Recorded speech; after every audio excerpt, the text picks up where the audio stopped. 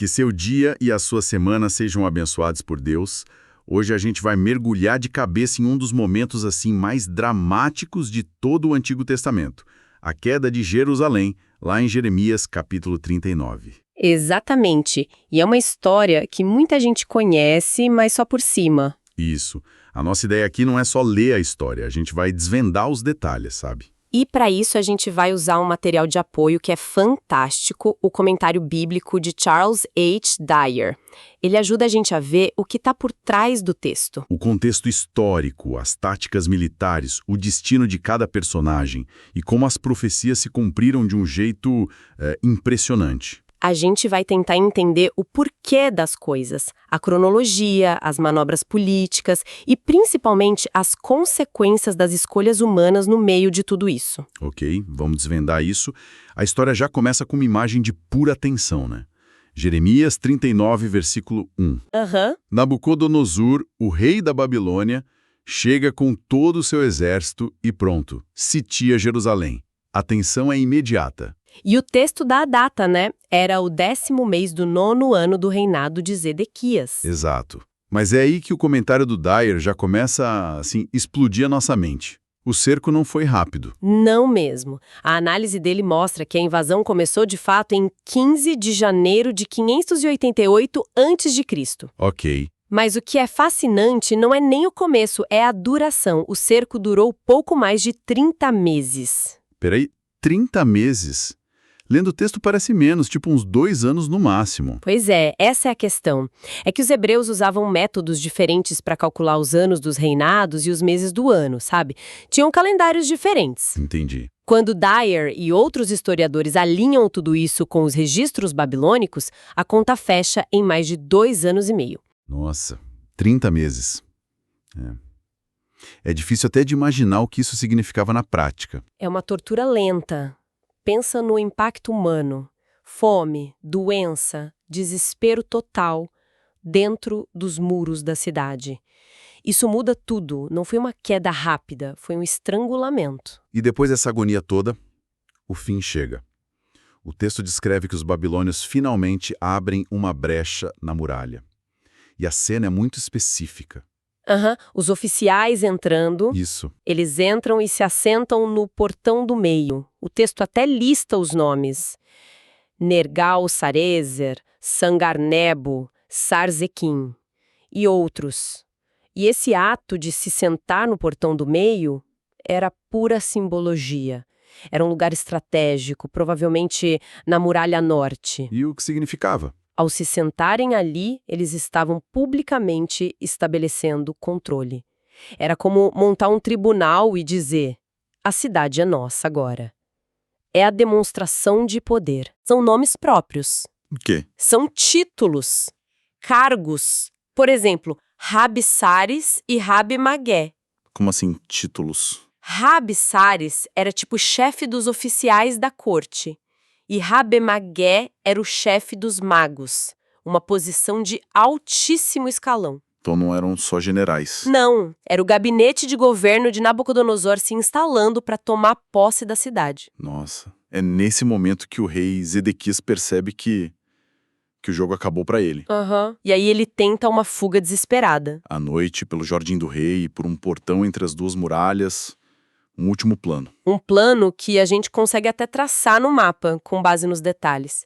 Eles foram para o sul, perto do tanque de Siloé, descendo pelos vales. E o objetivo era chegar onde? Na Arabá, o Vale do Jordão. A esperança era chegar em Rabá, a capital dos amonitas, que eram aliados deles. Mas a fuga não dura muito. Não, o exército babilônico era implacável. Aqui é onde fica realmente trágico.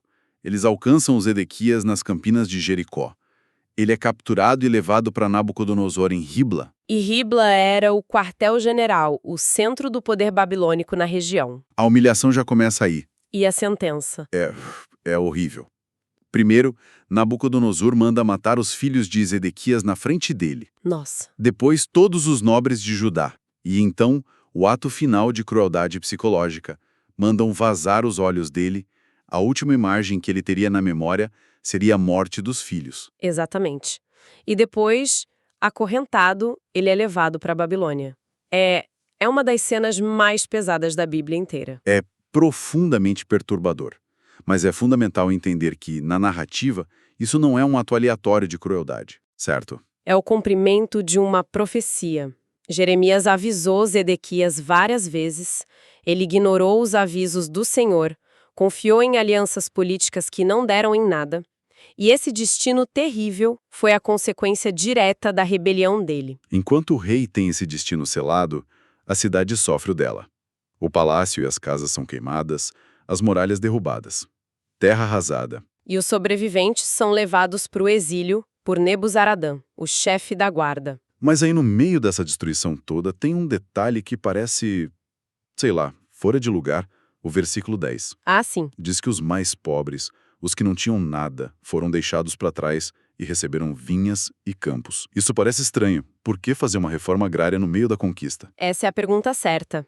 E a resposta, segundo Dwyer, não é bondade. É estratégia imperial. Estratégia. Sim, por dois motivos. Primeiro, estabilidade. Pessoas que acabam de ganhar terras não vão se rebelar. Faz sentido. E segundo, e mais importante, economia. Uma terra vazia não gera impostos. Ao deixar os pobres produzindo, a Babilônia garantia uma fonte de renda. Foi uma decisão de negócios muito inteligente. Entendi. Então, enquanto a elite rebelde é punida, os mais pobres ganham uma nova vida, mesmo que sob domínio estrangeiro. E é aí que a narrativa muda o foco. Isso, para dois destinos que contrastam totalmente com o do rei Zedequias. O de Jeremias e o de um homem chamado Ebed-Melech. Exato. São dois casos de sobrevivência que são o ponto central de todo o capítulo. Vamos começar por Jeremias? É impressionante. O próprio Nabucodonosor dá ordens diretas sobre ele. Cuide bem dele, não lhe faça mal, dê a ele o que ele quiser. Por que o rei da Babilônia se importaria com um profeta de uma nação que ele acabou de destruir? A explicação mais provável é que a fama de Jeremias chegou até o rei. Provavelmente por meio de desertores judeus que fugiram durante o cerco. Eles devem ter contado. Exato. Olha, tem um profeta lá dentro dizendo que o Deus de vocês vai entregar a cidade para a Babilônia. Para Nabucodonosor, Jeremias não era um inimigo. Ele era quase um aliado. Claro, a profecia dele se alinhava com os objetivos do império. Então, o tratamento VIP faz todo sentido. Ele é libertado e colocado sob a proteção de Gedalias, o novo governador. Ele sobrevive por causa da fidelidade à mensagem. A outra história é a de Ebed-Melech, o etíope. É importante lembrar quem ele era. Um oficial da corte, estrangeiro, que arriscou tudo para salvar Jeremias quando ele foi jogado numa cisterna para morrer. Ele foi direto ao rei Zedequias para interceder pelo profeta. Beta diz que, embora a cidade vá cair, Ebed-Meleque seria livrado. E usa uma expressão forte. A vida dele lhe seria por despojo. O que isso significa? Por despojo, como prêmio, quer dizer que no meio da destruição total, onde todo mundo perde tudo, você escapa só com a sua vida. E a sua vida se torna seu único tesouro, seu prêmio. Nossa! E o texto diz o porquê. Não foi sorte. A chave de tudo está na última frase do capítulo. Porque você confiou em mim, diz o Senhor. E aí o contraste fica gritante, né? É quase um estudo de caso. Total. De um lado, o rei Zedequias. Tinha poder, exército, tudo. Mas não confiou na palavra de Deus. E perdeu tudo da forma mais horrível. E do outro, Ebed-Meleque, um servo estrangeiro, sem poder. Mas ele age com base na fé e na consciência. Arrisca tudo. E como recompensa, ganha a própria vida. Então, no fim, a história está mostrando que a segurança não estava nos muros ou nos exércitos. Estava na confiança em Deus. O rei falhou miseravelmente nisso. E um servo estrangeiro se tornou um modelo de fé e foi salvo. Exatamente. Essa análise detalhada da queda de Jerusalém revela muito mais do que um evento histórico. Mostra o cumprimento de profecias, as consequências da desobediência e a proteção divina para quem demonstrou confiança, mesmo no cenário mais sombrio possível. E isso nos deixa com uma reflexão, né? As fontes mostram como, no meio de um evento geopolítico gigante, as escolhas e a fé de pessoas como Jeremias e Ebed-Meleque definiram seus destinos. Aham. Isso nos faz pensar em como as nossas próprias ações, a nossa confiança, se manifestam. Não só na paz, mas principalmente quando tudo ao redor parece estar desmoronando. A história dele sugere que é nesses momentos que a nossa fé é revelada de verdade. Que Deus abençoe todos os ouvintes.